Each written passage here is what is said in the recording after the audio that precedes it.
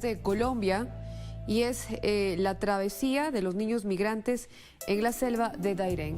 Hay imágenes desgarradoras, narraciones que rompen sin duda el corazón y además víctimas de esta migración. Aquí vemos una recopilación que hace hoy este diario en torno a este peligroso trayecto donde en su mayoría se puede ver familias, niños, incluso cargando hasta bebés.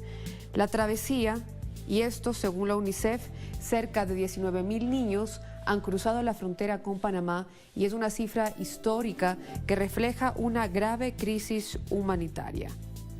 Vamos a ampliar más adelante esa información. Voy ahora hasta Bolivia con la portada del diario La Razón, el diario nacional de Bolivia. El titular: el paro se siente en Santa Cruz y Arce advierte un golpe. Varias líneas sobre lo que levanta este diario hoy. Calvo tilda de déspota al presidente y anuncia otro paro. Por su lado, los gremialistas lideran la protesta y cooperativistas suman presión. Allí la fotografía de personas a favor y en contra del paro frente a frente. Esto fue en Miraflores, en La Paz.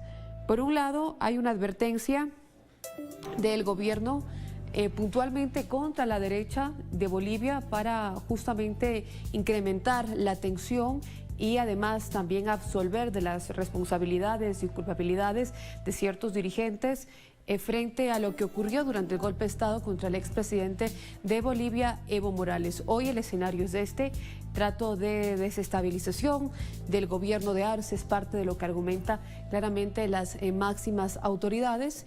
Y por otro lado, la fotografía de diferentes gremios que hacen ciertas advertencias al gobierno. Entre otros temas, también en Bolivia los pacientes de riesgo y mayores de 60 años recibirán la tercera dosis de AstraZeneca desde ahora. Un tema que vino siendo noticia mundial y casi ocupando las portadas de diferentes diarios, la pandemia.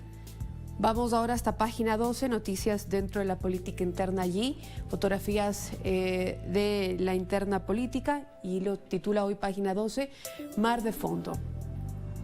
El ministro Guzmán se reúne en Washington con la titular del Fondo Monetario Internacional en medio de un clima enrarecido por las denuncias contra Georgieva, que fue ratificada en su cargo, y por las operaciones mediáticas contra las negociaciones desplegadas en Argentina. En las próximas horas también viaja a Mansur para aceitar los contactos con la administración de Biden y además decisiva para llegar a un acuerdo.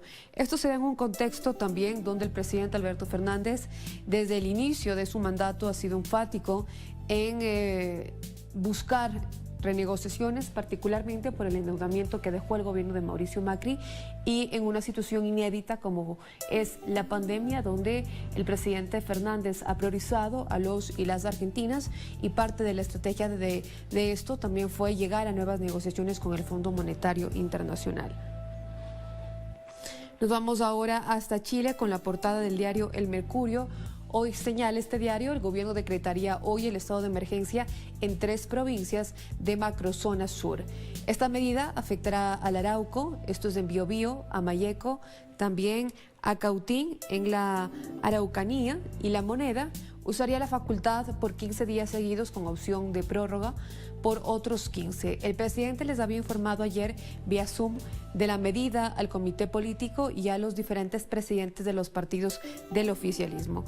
Esto se da tras los últimos hechos de violencia. Recordemos que hubo incluso también en el contexto interno chileno una movilización en reivindicación de los derechos y territorios indígenas, particularmente de los mapuches, que hasta ahora se desconoce en qué contexto se dio el fallecimiento de una defensora de derechos humanos, algo que sin duda despierta las alarmas y además también la denuncia que ha venido siendo por parte de diferentes organizaciones de trabajadores sociales y derechos humanos en Chile sobre la violencia desplegada por carabineros. Entre otros temas también, un tema central en Chile, se desarrolló el segundo debate presidencial. Me voy ahora a Perú con la portada del diario La República, que hoy titula: nuevos destapes de los papeles de Pandora incluirán a más peruanos. Ampliamos esta noticia. El Consorcio Internacional de periodistas de investigación aportaría esta vez información y documentación de empresarios y personajes sobre los que ya se tenía sospecha o incluso un antecedente. En tanto, los presidentes de El Salvador, Piñera de Chile y Guillermo Lasso de Ecuador afrontan investigaciones por comisiones parlamentarias de autoridades judiciales, esto dentro de sus países, al ser involucrados en la pasada publicación de este grupo de periodistas. Y con esto nos vamos también hacia Ecuador con la portada del diario digital All Paper, que hoy señala: Pandora Papers muestra los lazos de los paraísos fiscales. Aquí la fotografía y la alusión claramente con el apellido del primer mandatario ecuatoriano.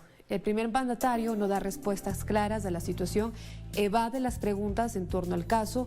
Se trata de la filtración de 12 millones de documentos sobre las fortunas de políticos y celebridades, entre ellos el presidente de Ecuador, Guillermo Lasso, y en este caso es una comisión de la Asamblea Nacional que lo investigará, la Comisión de Garantías Constitucionales. Su presidente confirmaba ayer que iniciarán ya la comparecencia de diferentes actores involucrados en esta investigación y también será llamado a comparecer el presidente Guillermo Lasso. No se descarta un juicio político y en este contexto recordemos también que recientemente en las últimas declaraciones del presidente Guillermo Lasso señalaba a quienes lo están investigando. Incluso hoy se conocía que enviaba una carta al diario El Universo, que fue el medio parte de la investigación. Recordemos que esta investigación parte también con diferentes medios de comunicación en el mundo, alrededor de 600 periodistas verificando y contrastando esta información. En el caso de Ecuador es del diario El Universo. El presidente Guillermo Lasso ha solicitado o exigido prácticamente una aclaración para que no se malinterprete lo que ya una investigación está aquí corroborando. Me voy a otro tema, pasamos hasta el país de España, que hoy, entre diversos temas, resalta: el gobierno frena reformas judiciales de gran calado, aplazados los cambios en sedición, la ley Mordaza o la procesal. También el trabajo prevé poner coto a los contratos de prácticas y de formación. Y en otros temas también un brote de violencia fascista pone en alerta a Italia. Mario Draghi ayer con el líder del sindicato del CGIL, aquí Mauricio Landini, ante la sede atacada. El asalto a la sede del mayor sindicato del país abre el debate sobre la ilegalización del partido ultraderechista Forza Nuova. Este ataque insólito por parte de manifestantes fascistas contra la sede de la Confederación General Italiana del Trabajo, el principal sindicato del país, ocurrido esto el pasado sábado en Roma, ha puesto nuevamente en guardia a toda Italia. La violencia y la violenta guerrilla que se formó tras una manifestación contra el certificado de vacunación exigido para trabajar ha sido un punto de inflexión, además, en la relación del Estado con los grupos de ultraderecha. Entre ellos, el del partido Forza Nuova. La turba también quiso primero tomar el Palacio Chigi, la sede del gobierno, pero al no lograrlo fue a la del sindicato. Y la Fiscalía en este escenario ordenó a la policía del bloque, y el bloqueo ordenó de la web de Forza Nuova, y además por primera vez el Ejecutivo se plantea la ilegalización de esta formación, una vía que prevé la ley desde 1952. Iniciamos los portales, revisando los portales de noticia. Arrancamos con Telesur. Venezuela y denuncia en ONU la estrategia de los Estados Unidos y Colombia para justificar una agresión militar. Las pretensiones de agresión se dan en el marco del proceso de diálogo que avanza exitosamente entre el gobierno venezolano y las oposiciones. Telesur también señala noticias desde Brasil. Una comisión presenta cargos contra Bolsonaro por manejo de la COVID. Denuncian un asesinato de excombatiente, esto es en el Cauca, en Colombia. Y en el mundo protestan contra nuevos planes de Israel en el Golán sirio.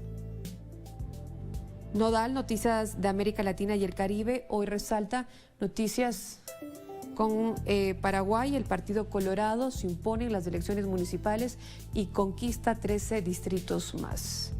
En Perú, Janie Dador, la Coordinadora Nacional de Derechos Humanos, la llegada de Mirta Vázquez es un reordenamiento y le da aire fresco al gobierno. Recordemos que se han hecho nuevos cambios en el gabinete del presidente Castillo.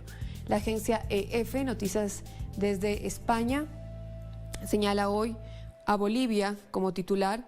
Bolivia en protestas. La polarización en Bolivia rebrota en una jornada de paro contra una cuestionada ley. Estos enfrentamientos y este rebrote de enfrentamientos fue el lunes durante una jornada en la que movimientos cívicos contrarios al gobierno convocaron a un paro nacional en protesta a la criticada ley contra la legitimación de ganancias ilícitas, el financiamiento contra el terrorismo y financiamiento de la proliferación de armas de destrucción masiva. Así las noticias.